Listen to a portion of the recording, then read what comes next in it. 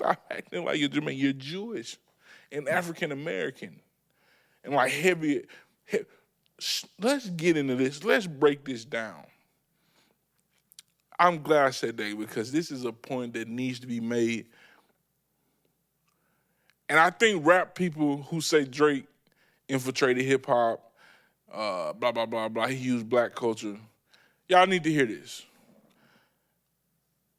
Do y'all know who Drake's uncle is?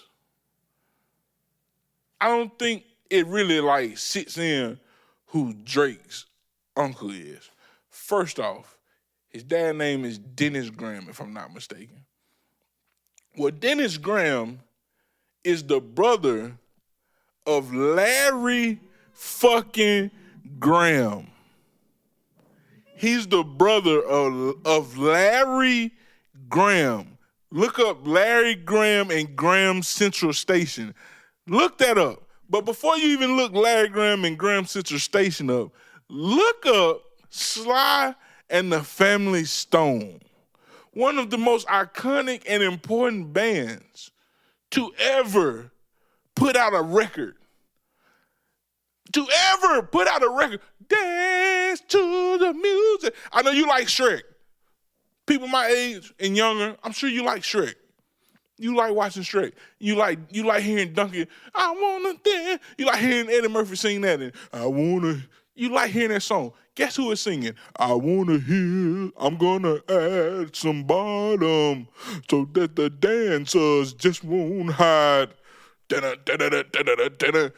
who that is? That's Drake Uncle. He's playing bass. Boom, boom, boom, boom, boom, boom. He invented a style of bass playing. Aubrey Drake Graham, who is the son of Dennis Graham, who is the brother of Larry Graham, played in one of the most iconic bands of all time. Look up Sly and the Family Stone. Look up the orientation of Sly and them hip-hop people. Ooh, this kind of going against my boy Kendrick. It's going against him. And I think Kendrick is winning this battle by a long shot. But what I'm telling you is, this goes against this. Look up the orientation of Sly and the Family Stone. Sly and the Family Stone was made of women, white people, and black people. And I think it may have been an Asian person in the band, if I'm not mistaken. I'm tripping. I may be a little off. But Sly was black. Larry Graham was black. It was a woman. I think that was Sly's sister. She was in the band. She was black. But it was a white dude playing drums. I think you had white people playing horns. Just multi-racial, multi-gender. It was a free band, but they were one of the best funk bands of all time. They made Thank You for Letting Me Be Myself. They made Dance to the Music. They made Sing a Song. They made I Want to Take You Higher. They made oh man, I feel bad now because I can't name every Sly song that I know. But this is big. This is big now. Oh, Sly and the Family Stone. I just look at the greatest hits. They made every nigga is a star. But no man, stand. They made Fun in the Sun. You can make it if you try. Bro, Everyday People, Have Fun in the Summertime, My Lady Sing a Simple Song. They made just countless hits, bro. This man, Uncle, made countless hits. Countless hits. I say that to say, so everybody just found out this Al Green record that Kendrick sampled for, what was it, 616 in LA? Was that the Al Green record? I think that's the Al Green record. But that record, it's an Al Green record. Guess who played guitar? Drake's daddy cousin. He's playing guitar, and I think his brother, his cousin is. His cousin brother is playing bass. So it's like a family thing. He sung and wrote all type of stuff for Al Green. I say that to say, Drake comes from a very fucking musical family who lived in Memphis at one time in Stax Records. Do your research on Stax Records, man. Muscle Shoals Records, man. Do research. Do little Googles. Stax, Muscle Shoals, Motown. This was a competition at one time, but Motown was just kicking ass. Then, Motown fizzled out a little bit, and Stax Records was kicking ass in Memphis. We talking about a record label out of Memphis, Tennessee, one of the worst cities in the world as far as violence. But the city itself is very damn cool. So his family once lived there doing music. His family also lived in Oakland doing music and making hits. We're not talking about like little songs. I put out a song called Dance Tonight. Didn't do nothing. It came and went. We're talking about songs that are still being played 40 to 50 years ago. I say all that to say. What you say all that to say, Raymond? What you say all that to say? It's in the man's blood. If he didn't choose rap, he would have chose something else that he would have been great at. It's in his blood, man. It's in his blood. Can we not accept the fact that he was born to be great at something musically? It's in his blood. It is in his blood. This man, uncle, created a whole style of bass playing. Oh God, I just got too excited. Whoa. And it really just hit me in real time. Real time. I ain't thought none of this out. I ain't thought this through. I really wanted to come on this episode and shit on Drake. But if I'm being objective in my thinking, in my thought process here, as much as I want to say he's a culture vulture, he's a white boy, he's a Jew, we shouldn't have let him in the culture. He shouldn't be saying the word nigga. Man, this boy was destined for what he doing, man. He was made for that. He was made for his. I guess I'm getting amped up about this because I'm a bass player. And I know how hard it is to slap. I know how. This man, uncle, created this, man. He created this style, bro. And he did it all while singing. I'm gonna add some bottom so that the dancer just won't hide. It's hard, bro. It's hard. His daddy was a player. He was around here busting all the women up. That's what Drake get it from. I'm sure his uncle was busting them. I'm sure they cousins were busting them up. Huh? I'm sure. 100% positive. They was out here doing cocaine, smoking cigarettes, probably doing some acid, dropping some LSD every now and then. Man done some cocaine. They like to party. They like to play with their nose. I'm sure they were doing all that. I'm sure. But they was making hits. They were being productive at the same time. They were productive members of society.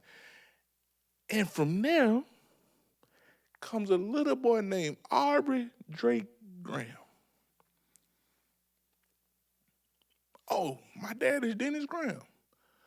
Oh, your brother is this nigga? Oh, it's in me. Oh, my cousins, it's in me. I'm going to be great. I'm destined to be great. I'm destined. So whatever Drake would have chose, he would have been great. That's my only caveat with what's going on. I know hip-hop, rap community, we like to say he's a culture vulture. And he probably is still a culture vulture, even with all that history I just named. He still can look at him as a culture vulture. But guess what? He's a Canadian Jew culture vulture. But he perfected what he was a culture vulture of. He perfected it. And what he was gonna do, he was gonna be great. If he would have kept acting, he would have been great. Whatever he was gonna do, he's gonna be great. Because he comes from a long lineage of greatness. Well, not even, I don't want to, yeah. Sliding the Family Stone was years ago. I mean, years ago. That song came out in the 70s. So that's a long lineage of greatness.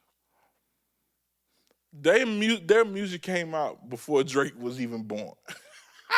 Now I didn't even think about it. Now I think about it. That music came out before Drake was born. He was destined for greatness. That's all I'm saying when it comes to that part. Rap people, we have to give him the benefit of the doubt that he comes from greatness. And he was destined to be great. His uncle is Larry Graham. He was in Sliding the Family Stone, and he went on to leave there. You don't hear about many other people from Sliding Family Stone. And this is why it's so important. Catch this. Catch me when I tell you this. You don't hear much about any of the other members from Sliding the Family Stone. But guess who kept going? Larry Graham. Made like 2 more records, 3 more records, solo records under his name, his moniker, Larry Graham and Graham Central Station. Used to come out with an all-white bass. Let's go even further. Oh, man. It get deep, man. It get deep when I think about this. YouTube this. Go on YouTube and type in Prince and Larry Graham. We love Prince. I did a whole episode where I said Prince outlived Mike Jackson. When Kendrick told him that, I thought it was the best thing, clever thing. All this hit me in real time. So at that time, I thought it was the most clever thing ever. But when I'm thinking about it, hey, like, Kendrick, you may want to take this back, brother. You may not want to say this. Because Prince and Larry Graham on stage playing bass together. Prince looked up to Larry Graham. Mike didn't never pull Larry Graham on stage. God doggone damn it, man. This hit me in real time now. So y'all, hey, I'm just saying. Let me put this for Sly. I'm putting these on for Sly. Larry Graham. I'm putting this on for y'all. Look, it's real time. Real time.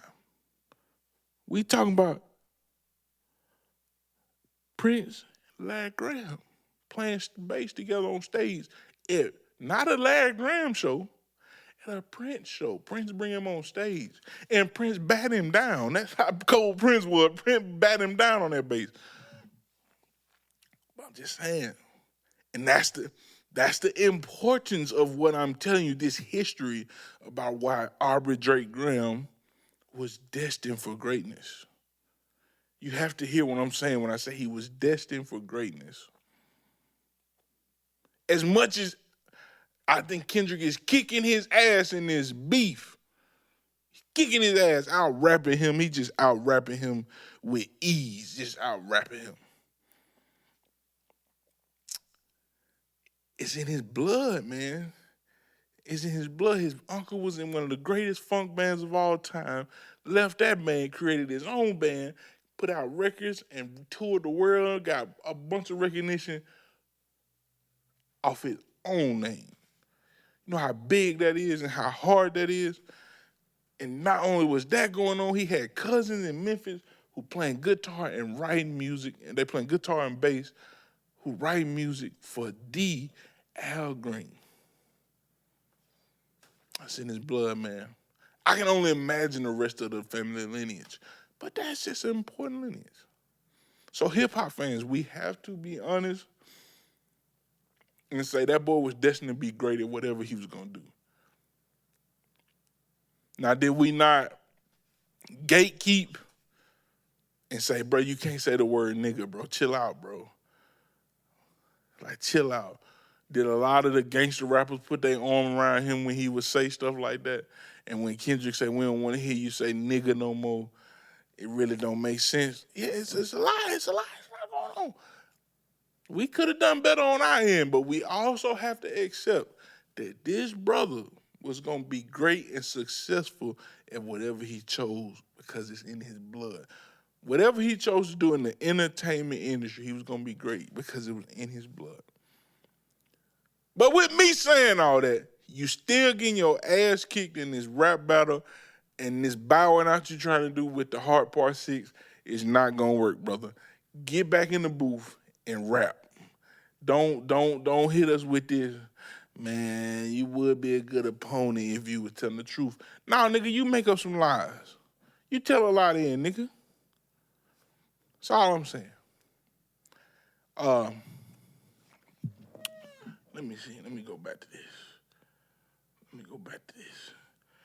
You know, because I done ran out. I done said a lot.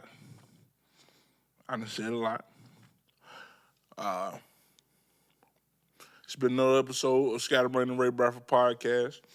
No, I told y'all a new single was coming out this month. I don't think that single is coming. My hard drive crashed. So right now it's back there acting like it's gonna load up and ain't loaded up one bit. So I have to get that fixed. Once I get that fixed, hopefully I'll be able to put the song out. Hopefully the EP still comes out in July. Hopefully I still have a show. As you can see, I'm down about this. I'm really down. I was crushed when it happened. But that's neither here nor there. Been another episode of Scatterbrain and Ray Bradford podcast. I hope you find what I said interesting. I hope you go do some research and look up Larry Graham and Graham Central Station. I hope you look up Sly and the Family Stone. Hope you look these things up. I'm not lying. Everything I just said is actual factual. I'm just surprised that more people don't say it. They don't acknowledge this. And like if you look at Drake Dad and you look at Larry Graham, you can definitely tell they brothers. But anyway, yeah, man.